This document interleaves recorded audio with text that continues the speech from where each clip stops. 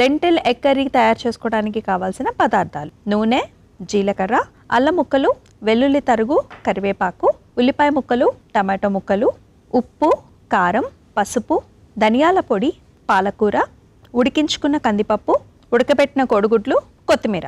Lentil egg curry తయారు చేసుకునే విధానం: ముందుగా స్టవ్ ఆన్ చేసి పాన్లో నూనె పోసి వేడైన తర్వాత అందులో జీలకర్ర, అల్లం ముక్కలు, వెల్లుల్లి తరుగు, కరివేపాకు, ఉల్లిపాయ ముక్కలు, టమాటో ముక్కలు వేసి వేయించుకోవాలి. తర్వాత అందులో కారం, పసుపు, ధనియాల పొడి, సరిపడా ఉప్పు, తరిగిన పాలకూర వేసి కాస్త నీళ్లు పోసి ఉడికించుకున్న కందిపప్పు వేసి మగ్గించుకోవాలి.